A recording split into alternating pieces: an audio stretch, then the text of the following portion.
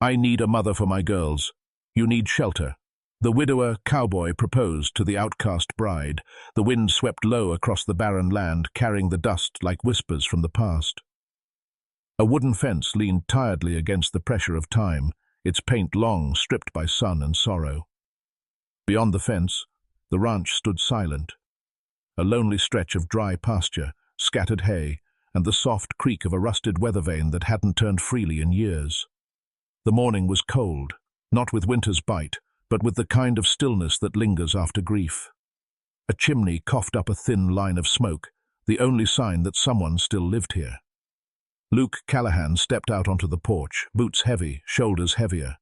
His face was worn not just by age, but by silence and the weight of raising 2 daughters alone. His hat shadowed his eyes, but not enough to hide the lines carved deep from nights he hadn't slept. He sipped coffee that had gone cold an hour ago and watched the horizon without really seeing it.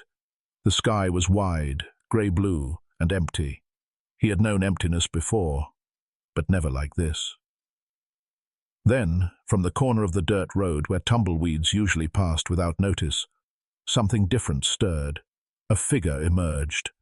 Slow, uncertain, wrapped in a torn shawl and dragging a bundle behind her.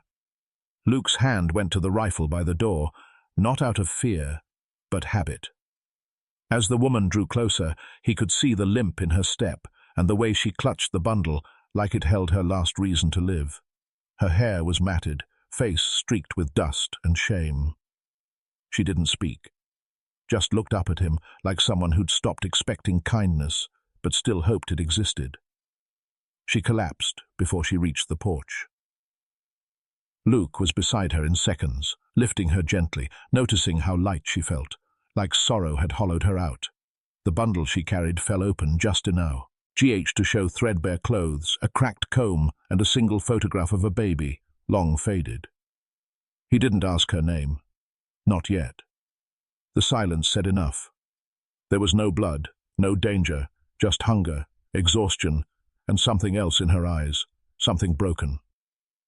He looked at the road, then back at her, then pushed open the front door. She didn't speak when she woke, just lay still on the couch, eyes open, staring at the wooden ceiling like it might give her an answer. Luke had placed a folded blanket over her, set a cup of water by her side, and then left her alone. That was yesterday. She hadn't moved much since. The girls, Clara and May, watched from behind the kitchen curtain, curious but quiet. They had learned early that some silences weren't meant to be broken. Luke kept himself busy, fixing a loose hinge, stacking firewood, anything to avoid thinking too much. But every time he passed the doorframe and caught a glimpse of her frail shape lying there, something inside him twisted. It wasn't just pity. It was memory. He remembered another woman lying on that same couch, not with torn clothes or dirt on her face, but with fever in her veins. Mary, his wife. She had died slow, slipping away inch by inch while he'd stood helpless, holding her hand through each lost breath. That day had hollowed him out, not all at once, but like rain carving stone. He had sworn never to watch another woman fade again. But now, this one had walked herself to his door like a ghost who didn't want to haunt anyone, only survive. He stood at the window as the girls played silently with old blocks in the corner. May was just 5. Clara, 7, had taken to brushing her sister's hair lately, the way their mother used to. They needed more than chores and meals. They needed softness. They needed someone who could hold their tears without flinching. And he needed someone to remind him what warmth felt like in the hollows of his house. But was this woman that person? She hadn't said a word, not her name, not her story, just slept and shivered and flinched once when he accidentally dropped a spoon. Maybe she was running from something. Maybe she'd bring danger, or sorrow, or both. He stood in the hallway watching the couch.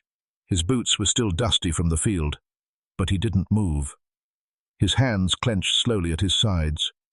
He thought of the girls, of the weight of raising them without tenderness, of how this woman had clutched a photo like it was the only thing she had left in the world. He exhaled through his nose and stepped forward. He placed a small bowl of soup on the side table and spoke without looking at her. "You can stay, as long as you need. No questions tonight." Her eyes filled, but she didn't cry. She only nodded just once, like someone who hadn't been offered mercy in a long, long time. 2 mornings later, the woman finally spoke. Her voice was dry and low, like it hadn't been used in days. Luke had just come in from the barn when he heard it. A whisper, more than a word. "My name's Eva." He stopped at the doorway. She was sitting upright, hands folded in her lap, eyes cast down. She didn't look at him when she said the next part. "They're looking for me." He didn't need to ask who. The way her fingers trembled, the way her voice caught on the word they, it told him everything he needed to know. Not lawmen, not family. Men without rules. She told him bits and pieces. Not in order, not clearly, but enough. Her father had sold her young. She'd spent years as property passed between rough men, gamblers, debtors, drunks. One had nearly killed her. Another locked her in a cellar for weeks. She'd escaped only because the last one bet her away in a card game and forgot to collect his winnings. She had walked for 4 days, living on river water and wild roots. Luke didn't speak. He just sat beside the fire that night, staring into the flames while Eva slept upstairs in the girls' room. Clara had insisted she stay there. May had placed her favorite doll on the pillow beside Eva without a word. The next morning, boot tracks were found by the outer fence. Luke crouched and examined them. Too clean to be a traveler, too deep to be curious. Someone had been watching. That night he took out the rifle he hadn't touched since the war, oiled it, loaded it, set it by the door. Over the next 2 days, the girls grew more attached to Eva. She brushed Clara's hair gently, taught May how to braid, even sang once. Just a hum, but it filled the kitchen like sunlight. Luke saw the change in them. He also saw the change in Eva, less flinching, less silence. Still broken, but no longer hollow. Then, just before dawn on the 5th day, a stone was thrown through the window. A note was tied to it, 3 words, written in dirt and anger. "She belongs here." Luke read it once, then twice, then burned it in the stove. "They won't take you," he said quietly, eyes fixed on the flames. Eva stood near the wall, arms around herself, breathing shallow and scared. "They always take me," she whispered. "Not this time," Luke replied. "Not from me." But in his gut, he knew. The men were coming. Soon. And this time, they wouldn't knock. The days that followed moved quietly, like snow falling before a storm. No one spoke of the note or the men, but the air around the house had changed, more alert, more aware. Luke fixed the broken window with thick wood and nailed a new latch on the front door. He didn't ask Eva to leave, didn't treat her like a guest either. She was simply there now, part of the house, part of the air. One morning, he found her sitting by the fence, watching the chickens peck at dry feed. She looked calmer, her hair brushed, her dress mended. Without a word, he placed the old shotgun in her lap. She stared at it for a long time before meeting his eyes. He didn't explain, just stood beside her, showing how to load the shells, how to hold her breath, how to fire without flinching. She listened closely. Her hands were steady. By the 4th shot, she didn't close her eyes. That evening, they worked side by side in the kitchen. She chopped onions. He kneaded dough. The girls were out back collecting twigs for the fire. At one point, their hands brushed while reaching for the same pot. Neither pulled back. Neither looked up. But something quiet passed between them. Not love. Not yet. Just understanding. Later that night, Luke sat by the fireplace, rolling a cigarette between his fingers, but never lighting it. Eva joined him, holding 2 mugs of tea. She handed him one, then sat on the floor near his boots, her back resting lightly against the wall. "I used to hum to myself," she said softly, "in the cellar, just to remember I had a voice." Luke nodded, his throat tight. "I used to count footsteps. In the war. When they stopped, I knew someone was dead." The fire cracked between them. He reached down and rolled up his left sleeve.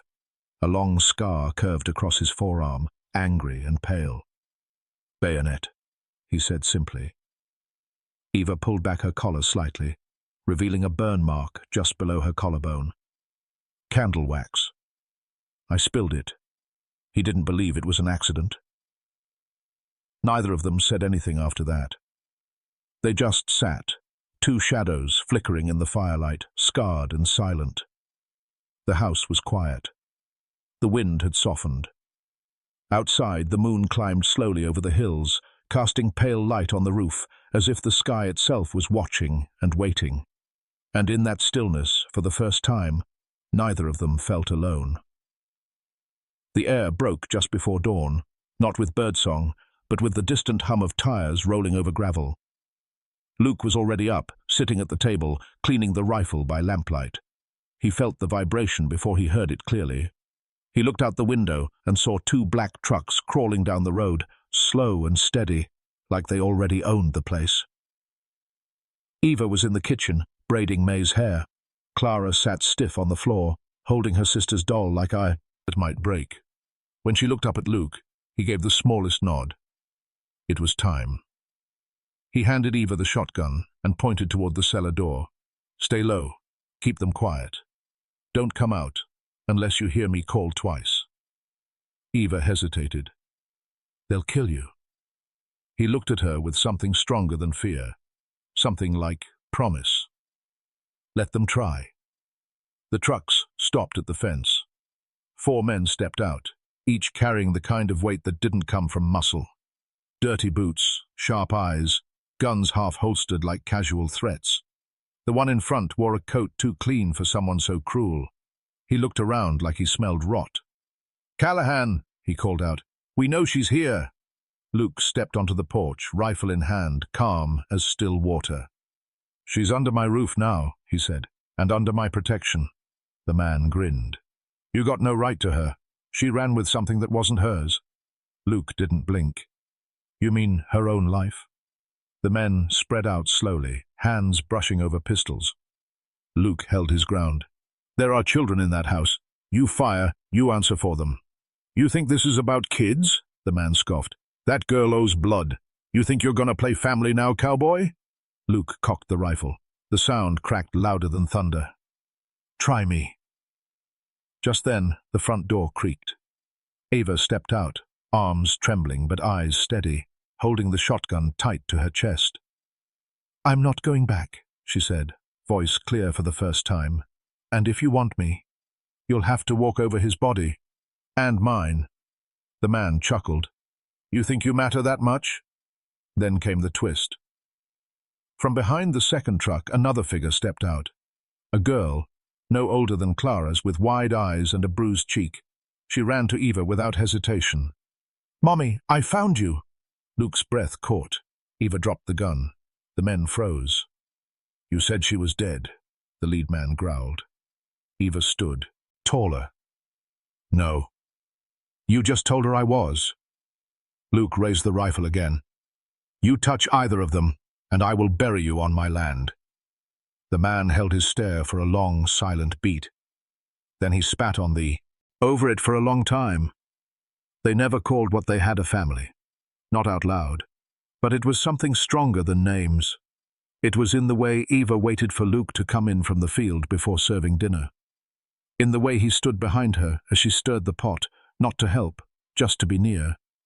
In the way Lily began to call the ranch home without needing to be told. The old photo that Eva once carried, cracked and faded, now sat in a frame on the mantel. Not far from it, a new one had been taken. All 5 of them, sitting beneath the oak tree, eyes squinting from sunlight, arms touching. No words were needed to explain what they had built. no papers, signed it into truth.